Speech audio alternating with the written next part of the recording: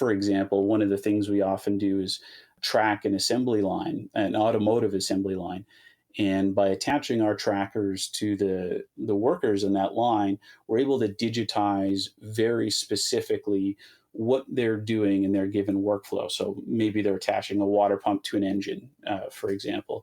We can actually digitize if they've put it on correctly, if they've torqued the bolts in the correct order, all of these types of quality things that you couldn't really discern if you were using a less accurate system. Hi, and welcome to another episode of the Mapscaping Podcast.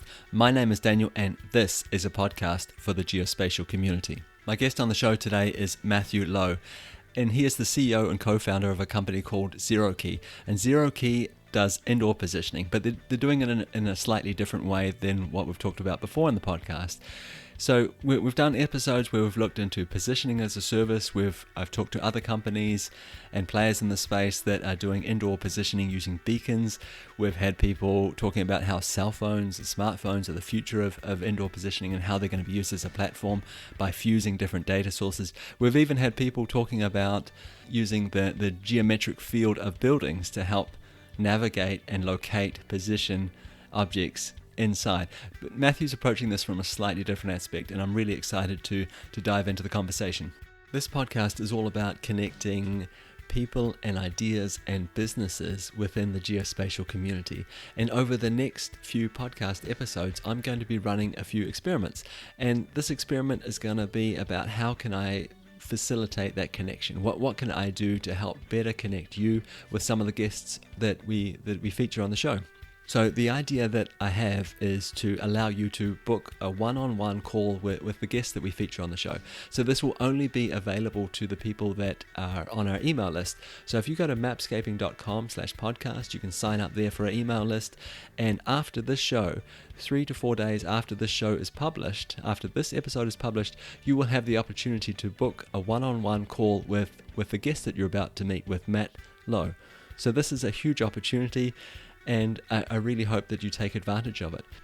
So I will be providing more details at the end of this podcast episode, and obviously in the email that I send out 3 to 4 days after this episode is published. But yeah, so if this is something you would like to be a part of, if you'd like the opportunity to book a one-on-one call with the guest that you're about to meet, please go to mapscaping.com/podcast, sign up there, and perhaps you'll have the opportunity to have a one-on-one call with Matt. Okay, let's get into the interview. Hey Matt, welcome to the podcast. Thanks for taking the time to doing this. Today we're going to be talking about something that's very near and dear to my heart, and that's indoor positioning. I think it's an incredibly interesting field at the moment. There's lots of different players out there, lots of different things happening. So you are the CEO and the co-founder of ZeroKey, and you are working in the space of indoor positioning. So let's just dive right in. What are you doing with indoor positioning? How is your solution different from some of these other ones we've talked about on the podcast, for example? Thanks for having me on the podcast, Dan. And ZeroKey is definitely doing something very interesting.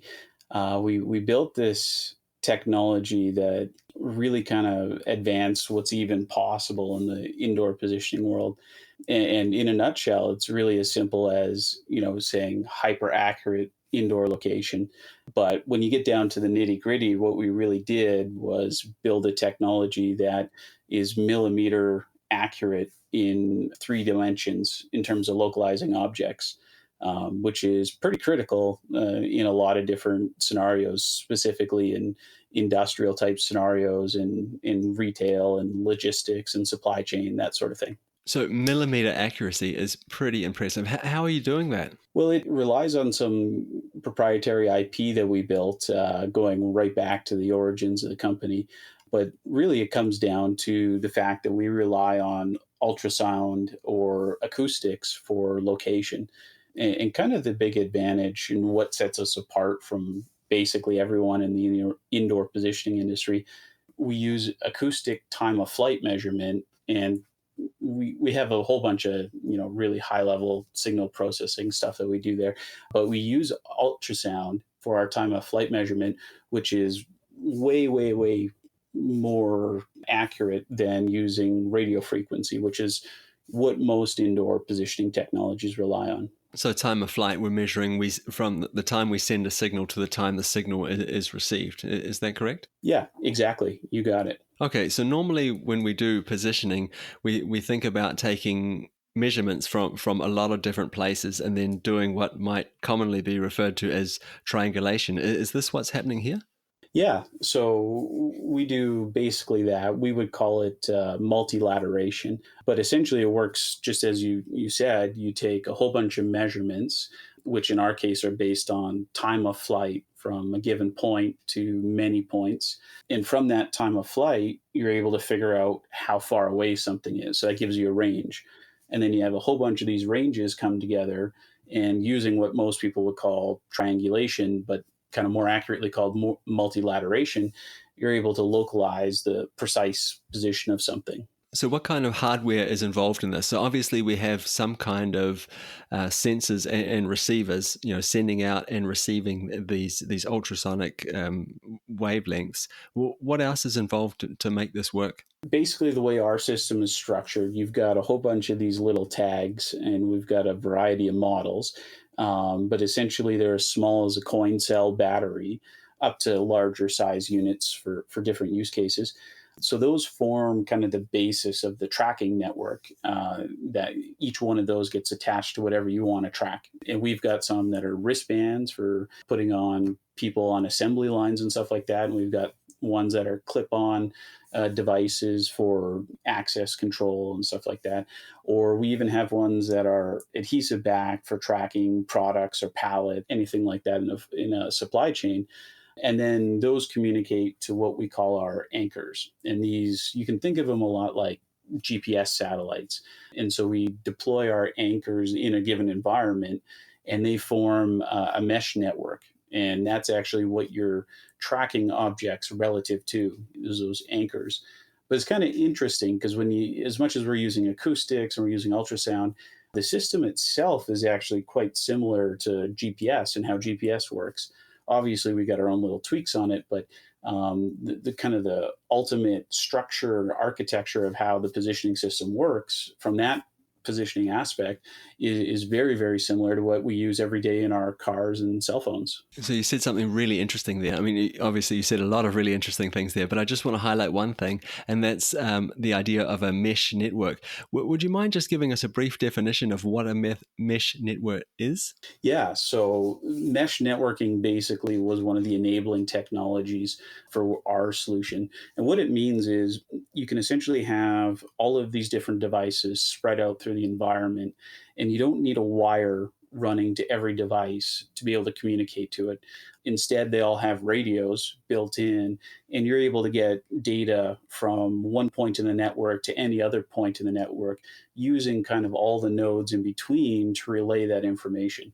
So it really does give you the ability to have a very dynamic network where objects are moving around, and you might be in a very sprawling environment, and you're able to scale your solution up to virtually any size of network relying on that mesh networking topology. I guess what we're assuming here is that density of nodes there's a certain amount of nodes in that, so they're all within a certain distance of each other, so they can communicate to each other. Is that correct? Yeah, absolutely. So our system, actually, the mesh networking isn't the limitation.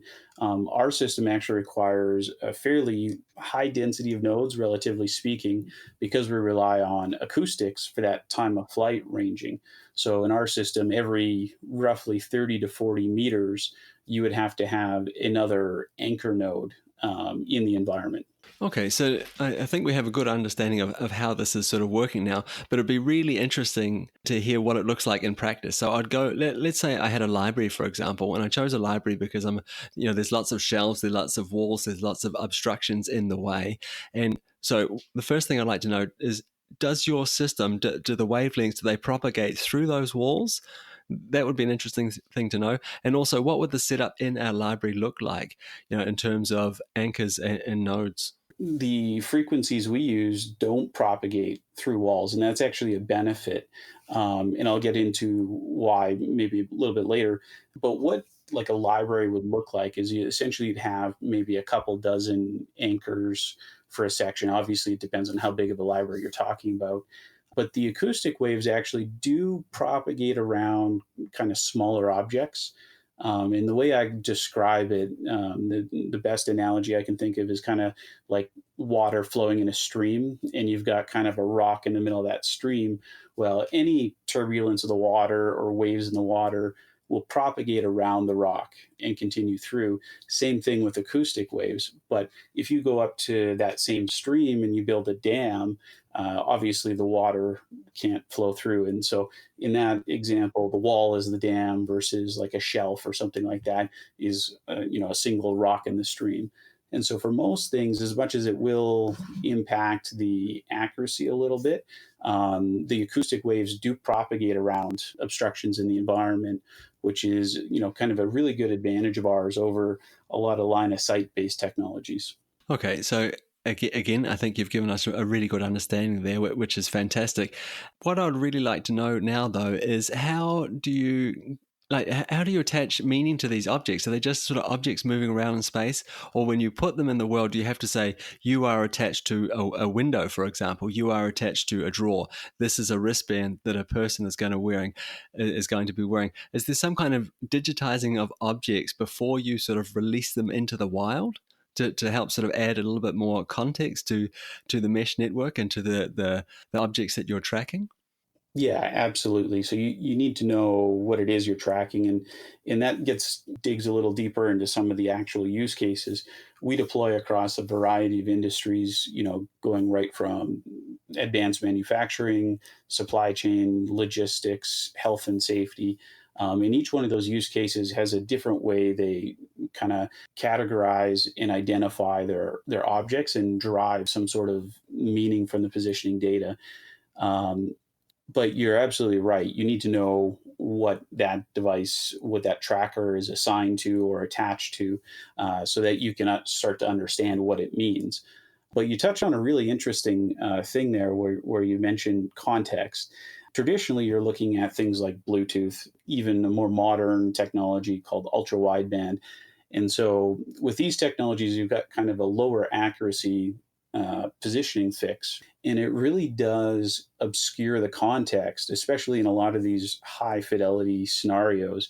For example, one of the things we often do is track an assembly line, an automotive assembly line. And by attaching our trackers to the workers in that line, we're able to digitize very specifically what they're doing in their given workflow. So maybe they're attaching a water pump to an engine, for example. We can actually digitize if they've put it on correctly, if they've torqued the bolts in the correct order, all of these types of quality things that you couldn't really discern if you were using a less accurate system like Bluetooth or ultra wideband. The difference between torquing the bolt on the left and torquing the bolt on the right might be just a couple of centimeters. And traditionally, indoor positioning systems couldn't differentiate between the two because they just weren't accurate enough.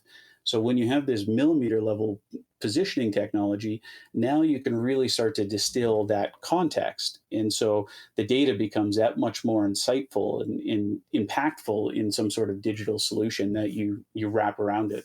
So I feel like now we need to lift it up a little bit because we're talking about context, and you gave some really good examples there of the kinds of things we could track and monitor. But let's lift it up now and say, well, what problems can we solve with this? Because I think it's one thing to track, if the nut has been tightened in the right way or enough, but what does that mean? How can we use this? How can we solve problems with this? Absolutely. So this is where it gets really exciting because we start talking about problems that we weren't able to solve before, and so just a couple of examples. We've got a client where they've got this really really dangerous area of their facility. And essentially, they need to be able to track when people deviate as much as 5 centimeters from a given pathway. And if they do, then they're in really big danger. And so we're able to track them precisely in that critical area, identify if they're off that path, and alert them through a vibration of the tag that they're wearing. And this is something that if you had a meter level of accuracy like you would with Bluetooth, or 15 centimeters like you would with ultra wideband, you wouldn't be able to tell if they're on the correct path or the incorrect path. And unfortunately, in this scenario, they have actually quite a few deaths every year just by workers not following the guidelines correctly. They get complacent over time and venture into these dangerous areas where, and then unfortunately, you have workplace accidents. And so there's a lot of things we can do with that accuracy that no one had even thought of before, because it just simply wasn't possible to achieve that millimeter accuracy on a large scale. But it's really tip of the iceberg. You get into some of these supply chain scenarios, and it's really, really, amazing what you can do in terms of automating and attaching artificial intelligence, integrating multiple systems, when you have the ability to digitize all of these physical objects in the world that traditionally were completely invisible to the digital world. So go to a warehousing environment, for example. You'd typically rely on your human operators to go around and do inventory counts and to decide for themselves the most optimal route to take in a warehouse to get from picking a product up on a shelf to dropping it off at a shipping and receiving location, or to even determine which of multiple SKUs that they might be picking from a shelf that they should do because they're going to be closest to. Well, now what we can do is actually use a data driven approach to say, Tom is closest to aisle 11, and then the next order in aisle 13 right beside that, it's more efficient for him to get to it. But if you go, maybe one aisle over, it's actually less efficient to put that on his pick list. So you can start to make all of these, call them somewhat counterintuitive connections, because we've digitized the location of people, we've digitized the entire environment, so we can really start to understand from a data driven perspective what is the most optimal, what is the most efficient, and then use that to drive the entire environment, to drive the human resources, to give them directional guidance through a heads up display, or to generate those pick lists automatically, as opposed to relying on the human element to infer based on what they think is the most optimal. So thank you very much for those examples. Oftentimes when I hear people like you on the cutting edge of these kinds of technologies talking about it, sometimes I walk away and I wonder, is this more for the humans or more for the machines? And I guess what I'm thinking here is that we humans, we intuitively understand a space. So I'm standing in a room now and I can see the distance to the two windows in the room. I know where the door is, kind of things. But those objects, yeah, and I realize they're inanimate, they're not robots or anything like that, but they don't know anything about each other. How much of these kinds of solutions that you're designing and creating and building are for humans, and how much do you think they will be used in the future for the other objects as we move further and further into this world of Internet of Things? So objects are going to make decisions for themselves. Could you see this as being a part of that sort of evolution? Definitely, and it really already is in a way. There's a lot of scenarios you talk about with, robots working in the same environment as humans, or cobots as they're called now. Definitely, this is a technology that's going to inform digital systems, whether it is a robotic picking arm, or some sort of roboticized process, or even a control system that operates entirely in the digital world, is going to be able to make use of this data. But at the same time, this isn't entirely just for the digital world. It's also for the human element. And we see this just in that supply chain example I gave, because now the humans in that environment are more efficient. They're able to provide a higher ROI, and it actually makes them more competitive to their robotic counterparts. And so we actually see in a lot of environments, like the manufacturing environment, where we're digitizing the human and being able to do real time quality control. In those environments, it actually has a higher ROI for the human as opposed to having to make this big investment and change a process to roboticize it. So it really does attack the problem from both sides. So, this is a podcast for the geospatial community. So, we're talking about location, we're talking about positioning of things. And I guess I should have clarified this right at the start. Are we defining these positions, these locations in 3D space relative to the building? Like, is it a local coordinate system that we're using, or are we relating it back to an Earth coordinate system? Yeah, so both, and it really depends on the use case. Fundamentally, our system has its own local coordinate system, and that's on a per network basis. Um, but you can relate that to Earth coordinates, and in our system is smart enough that it can output GPS coordinates or Earth coordinates if you want, or it can give you a local coordinate system reference to a known point, and then it just spits out X, Y, Z in meters. So both are possible. It just depends on how the system's set up. And the reason I wanted you to clarify that was because in an earlier conversation, you gave this wonderful example, this wonderful use case of working with drones. And I just wanted to clarify for the listeners that we could work in local coordinate systems or in Earth coordinate systems before we talked about that. Would you mind just walking us through that use case again with drones landing and taking off? Sure. Yeah, and it's one of our more exciting use cases for sure. One of the challenges drones have, especially if they're going to be autonomous drones, is a repeatable landing process. And the challenge isn't necessarily doing it right once or even 10 times. It's doing it right 10,000 out of 10,000 times, or, hopefully even better than that. And that's where it gets really challenging because there's a lot of dynamics. You've got wind, you've got rain, you've got sensor failures, the whole 9 yards.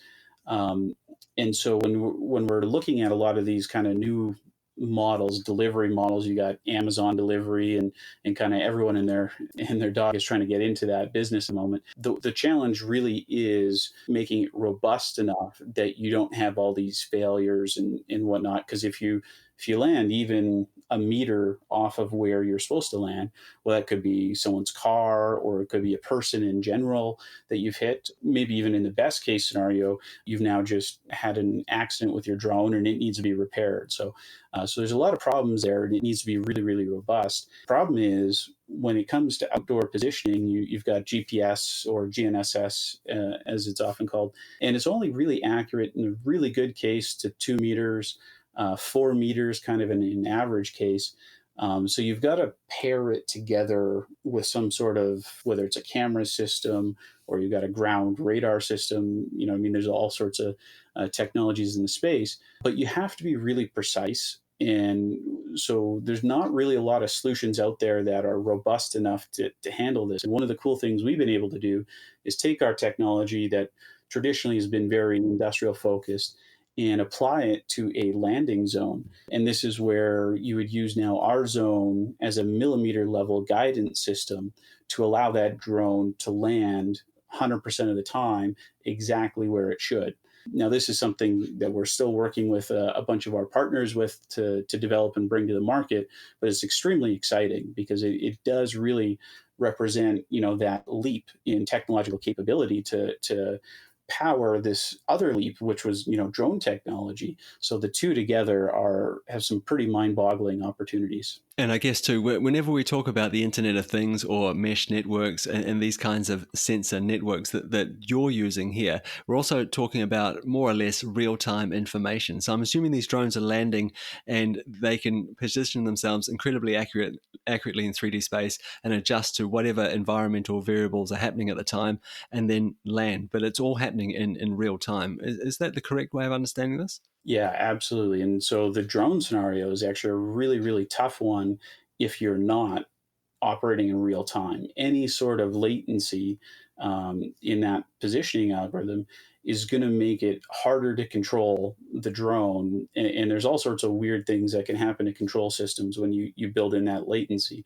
And actually, that was the one space shuttle, I think it was Space Shuttle Challenger, if I recall, had a really big problem with that and almost crashed they were able to recover it, but it was basically an oscillation caused by a latency in the fly-by-wire system. Without getting into the full story behind that, it really just does go to show when it comes to these, types of environments where you've got the dynamics of an aircraft, you absolutely need to have low latency information, or it can wreak havoc on the control systems. So I just want to try and recap here a little bit before we sort of move off and talk about what this kind of technology might look like in the future. So or I should say, you are building these systems. We're locating things with millimeter accuracy in 3D space. So we're taking objects, everyday objects, we're digitizing them into some kind of system. We're tagging them with your sensors, and we're using ultrasonic ranging to locate them in 3D space. And the vehicle for that is of course this sort of mesh network that you're building with these nodes and with what we call anchor points. And then of course we can solve all sorts of problems with that. We can model behaviors, and we can obviously give real-time feedback in terms of the drone example that we walked through before. So I guess my question now is, what will this look like in the future? And every time I think about indoor positioning, I wonder, when are we gonna see indoor positioning, indoor navigation with the same kind of market penetration as what we see with outdoor positioning and navigation? So, that kind of seamless interaction where it doesn't matter if I'm outside or inside. When do you think that's going to happen? And do you think that's a realistic future? Yeah, it's a great question. I don't know when. I think the market is there for kind of this ubiquitous indoor location solution. I think a lot of technological problems have to be solved first. And whether you're talking about zero key system or any system, one of the barriers right now is that you need a critical mass that no one has really achieved. And you need a scalable technology. And I don't think we're quite there. We kind of got close with Bluetooth, but the challenge, of course, is that with Bluetooth, you don't have the accuracy to really address the full market. You've maybe got 70% of the market. And the other challenge is the maintenance on Bluetooth is quite high. So those two together, you're not quite catching all of the market and use cases people want. You didn't really have the critical mass yet. And then at the same time, the ongoing maintenance headache just never could quite cross that threshold of becoming mainstream. I think with some of the newer technologies, the focus in the market has really been on not going for a global type solution, but going for kind of piecemeal solutions where you could deploy at a factory or a warehouse or a shopping center or a store, and then the distribution side of getting your technology into the hands of consumers becomes a lot simpler, because if you deploy at a store, like for example, say a Walmart, well, now the other piece, that the software piece, can be built into the Walmart app, but it's a step too far to say that every customer to a certain shopping center now has to go get a separate app, and every other shopping center they go to now needs its own app. So there really hasn't been that global traction really necessary to mainstream the technology yet. And I don't know if we're headed there quite yet. I think you do still need a rather big technological jump. It speaks to how difficult of a problem indoor positioning really is. One of the favorite stories that I have around GPS actually goes back to when they were lobbying Congress to get the funding to put the first satellites up in the sky.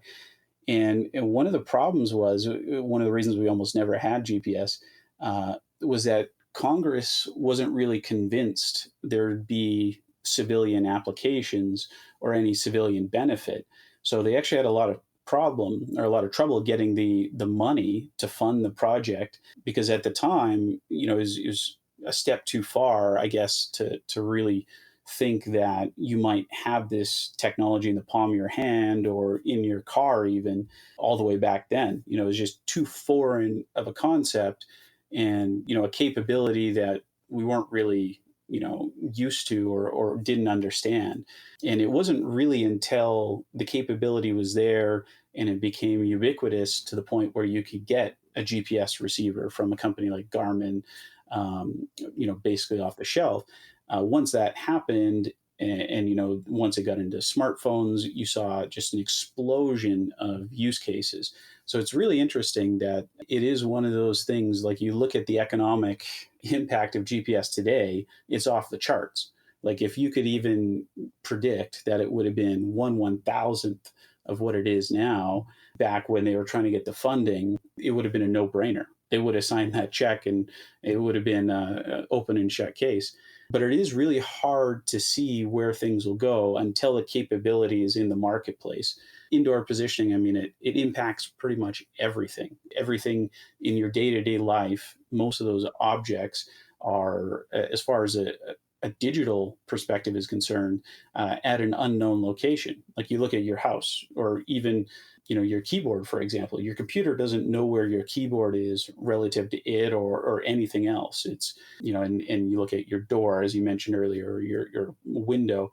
These things are basically invisible to the digital world. And even if you have a camera on it, it's still not localized. And so indoor positioning can change all of that, and in such a fundamental way that it really is hard to look that far down the road to say, what could you do with it? I mean, there are a couple things that we're working on now that I mentioned on the podcast that are really, really interesting, but you can run with that thread, and it gets pretty sci-fi once you get to the end of it. But I guess time will tell. And this is one of the reasons why I'm so excited for that sort of universal indoor positioning solution, where I can look at the blue dot on my cell phone or whatever platform it happens to be and just see it seamlessly follow me from the outside to the inside.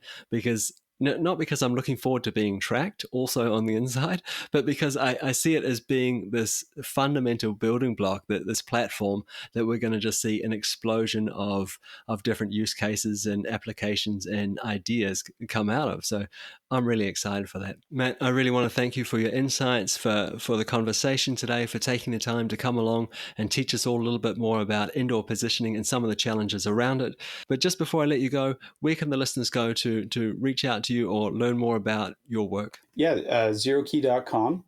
We've got a lot of our technology up there, white paper, list of products. You can go through all of it. We've got some more technical stuff, so you can geek out if you want, or we've got some great demo videos as well, and some interesting stuff on there about what we're doing for the current COVID crisis and how we're using our tech to help with the social distancing effort as workers return to the workplace. Thanks again, Matt. I really appreciate it. Awesome. Thanks, Dan. Appreciate you having me. So I really hope that you enjoyed that conversation with Matt. I think what they're doing at ZeroKey is fascinating, and I really appreciate his insights into the future of what this might look like and where we might end up in terms of indoor positioning, indoor navigation. So now that you know Matt a little bit better, you've heard his voice and you understand what his business and interest is all about in terms of geospatial, I hope that you'll take the opportunity to schedule a call with him.